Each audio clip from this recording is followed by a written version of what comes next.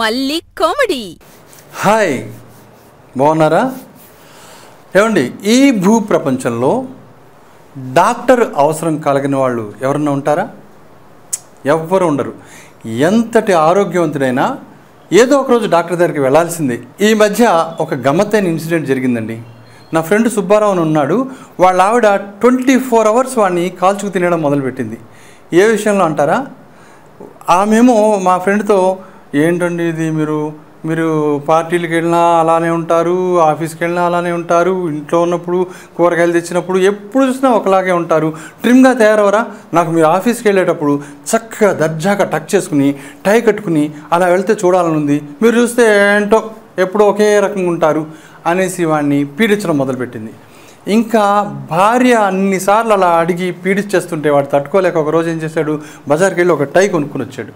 టై కొనుక్కుని వస్తే ఈవిడేం చేసింది, మరి వీళ్ళకి టైలు గీలు అలవాట్లేదు కదా, దాన్ని శుభ్రంగా ఉతికి గంజి పెట్టి ఇస్త్రీ చేసిందనమాట. గంజి పెట్టి ఇస్త్రీ చేసేటప్పటికి ఆవిడ మర్నాడు ఇంకా ఆఫీస్ టైం అయింది, దాన్ని తీసుకుని ఇలా కట్టుకోవాలని చూస్తే కడ్డీలా ఇలా నిలబడింది, ఇలా ఎదురుగా నిలబడింది. గంజి పెట్టారు కదా బాగా, అప్పుడు ఇలా లాభం లేదు, టైల్కి గంజి పెడితే కుదరదు అనేసి ఆవిడ ఏం చేసింది, మళ్ళీ ఉతికి మళ్ళీ ఇస్త్రీ చేసింది. ఆ మర్నాడు మళ్ళీ ఆఫీస్కి వెళ్ళేటప్పుడు ఏం చేశాడు, టై తీశాడు. తీసి కట్టుకోవాలని చూశాడు. కానీ వాడికి టై ముడి ఎలా వేసుకోవాలో అసలు తెలియదు. వాళ్ళ ఆవిడకి అంతకంటే తెలియదు. ఇంకోటి ఏంటంటే, ఈ సుబ్బారావు గారికి వాళ్ళ ఫ్రెండ్స్లో ఎవరు టై కట్టుకునే వాళ్ళు లేరు, బంధువుల్లో ఎవరు టై కట్టుకునే వాళ్ళు లేరు. సో మరి టై ముడి వేయడం ఎలా వస్తుంది, వాడికి రాదు. సో ఇలా వేశాడు, ఒక్కసారి ఇలా బిగించాడు అనమాట. కొంచెం లూజ్గా ఉందని అని ఇలా బిగించాడు. బిగించేటప్పటికి టై గట్టిగా బిగుసుకుంది కదా గొంతుకి, అందుకే ఇలా పొడుచుకొచ్చాయి బయటికి. ఇలా వాడేమో ఇంకా అలానే వదిలేస్తాడు. ఇలా పొడుచుకుని వచ్చాక పెళ్ళంతో, ఇంకా నేను వస్తాను అని అన్నాడు.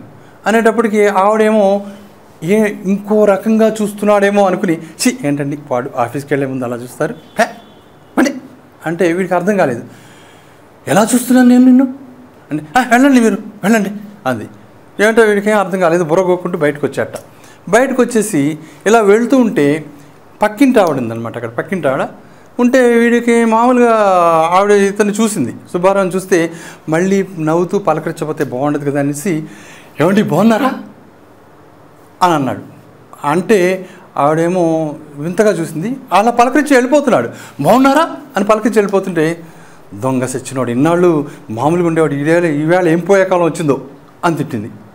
తిట్టుకుంటే అది వీడు విన్నాడు కూడా. అది వీడికి అర్థం కాలేదట, ఇదేంటి ఇలా తిడుతుంది నేను పలకరిస్తే అని అనుకున్నాడు. తర్వాత ఆఫీస్లోకి ఎంటర్ అయ్యి తన పక్క సీట్లో అమ్మాయి పద్మ అనే అమ్మాయి ఉంది. ఆ అమ్మాయి వైపు చూసి పలకరించాలి కదా పొద్దునే, ఏంటండి బాగున్నారా అని పలకరించాడు అనమాట. ఆమెమో చెప్పు తెగుద్ది అంది. అయ్యో అదేంటంటే అలా అనేసారు, ఇప్పుడు నేను ఏం కాని మాట అన్నానని. అంటే ఏం కాని మాట, అసలు మీరు చూసే చూపులు చూస్తుంటే నా ఒంటి మీద బట్టలు ఉన్నాయో లేదో అని డౌట్ వచ్చేసింది అని కోపంగా, ఇంకోసారి కనుక ఇలా చూశారంటే నేను బాస్కి కంప్లైంట్ ఇవ్వాల్సి వస్తుంది అని వార్నింగ్ ఇచ్చింది. ఈ సుబ్బారావుకి ఏం అర్థం కాలేదు, బుర్రగొక్కున్నాడు. ఇదేంటి ఇలా తిడుతుంది, ఎప్పుడు లేనిది, ఎప్పుడు నవ్వుతూ బాగున్నారంటే బాగున్నానండి అని సమాధానం చెప్పేది, చెప్పు దిగుద్దు ఉంటుంది ఏంట అని అయోమయంలో పడిపోయాడు. ఇంతలో ప్యూన్ వచ్చాడనమాట. ప్యూన్ వచ్చేసి, సార్ మిమ్మల్ని బాస్ గారు పిలుస్తున్నారు అని చెప్పాడు. చెప్పేసి మళ్ళీ ఇతని సుబ్బారావు మొహంగా చూసి, ఏంటి సార్ అలా చూస్తారు నన్ను, బాస్ గారు పిలిచారు కాబట్టి చెప్పాను, లేకపోతే నాకేమన్నా ఇదా, ఆయన రమ్మన్నారని చెప్పాను అంతే, మీరు ఏదో ఆ చూపులు ఆయన చూడండి అని వాడు వెళ్ళిపోయాడు. వెళ్ళిపోతే వీడు అయోమయంగా బాస్ క్యాబిన్లోకి ఎంటర్ అయ్యాడు.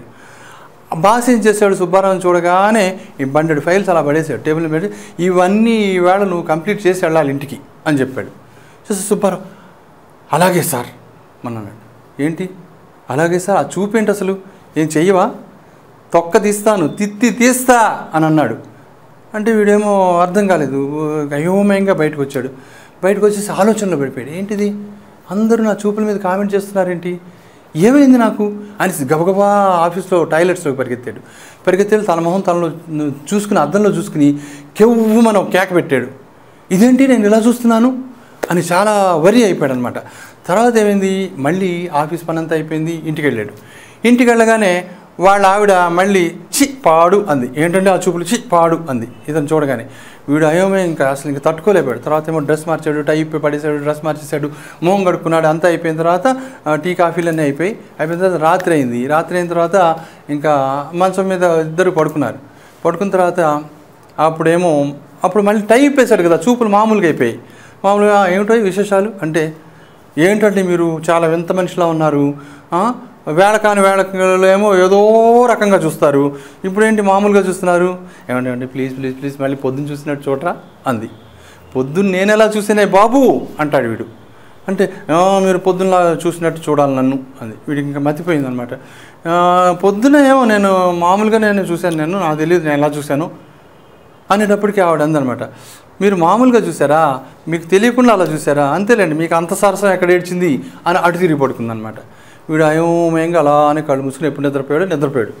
మర్నాడు మళ్ళీ ఆఫీస్కి బయలుదేరిన తర్వాత మళ్ళీ అదే తంతు రిపీట్ అయ్యేటప్పటికి ఇంక వీడికి భయం వేసేసి ఆఫీస్లో అలానే కూర్చుని ఇంకెవరి వంక చూడకూడదనేసి సీరియస్గా ఇలా ఫైల్స్ చూసుకుంటూ పని చేయడం మొదలుపెట్టు, ఇట్లా చూసుకుంటూ.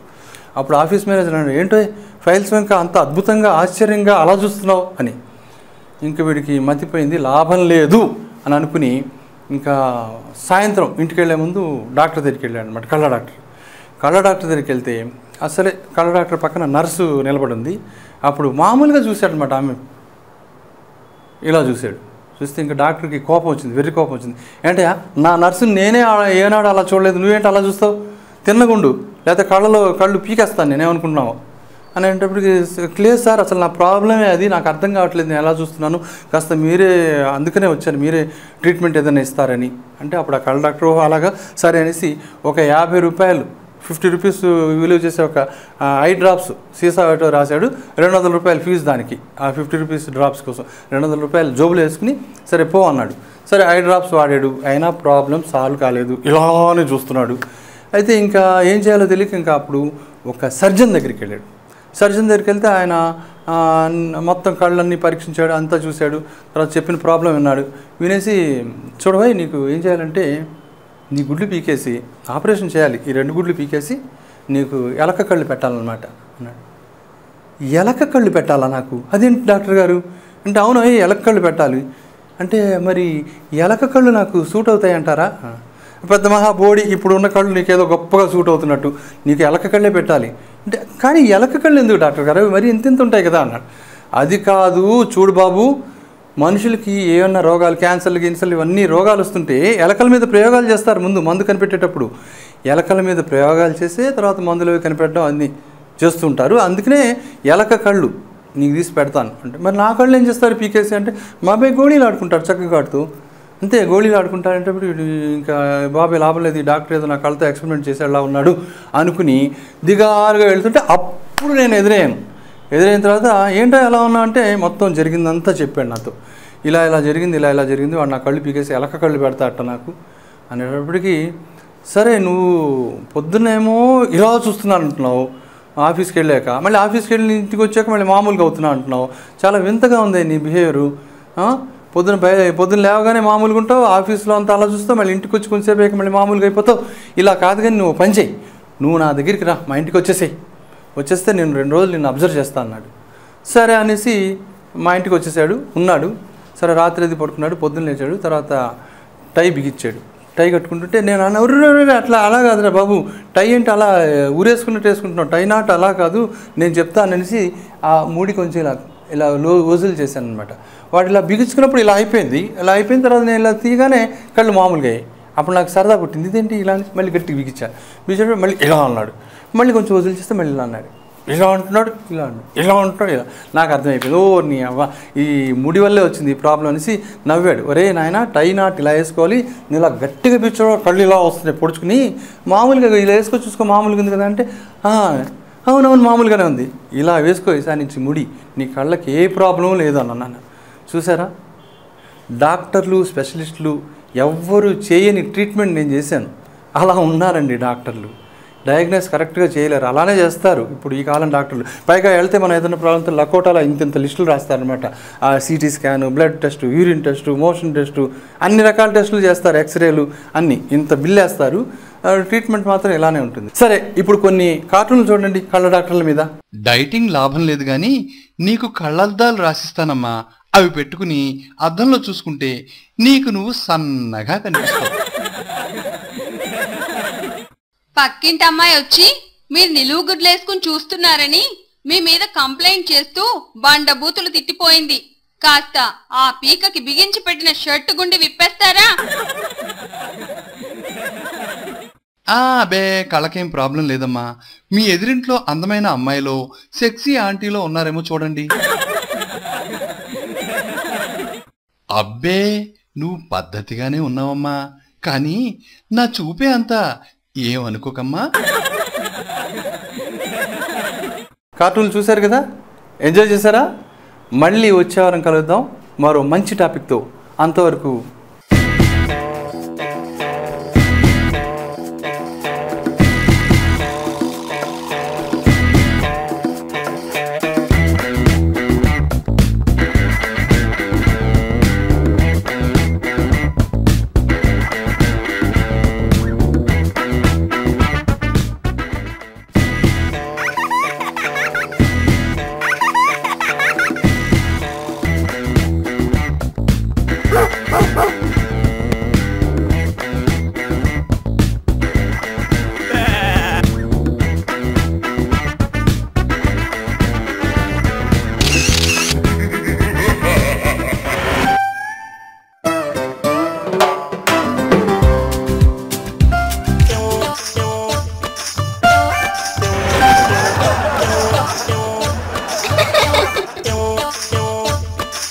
మళ్ళీ కామెడీ.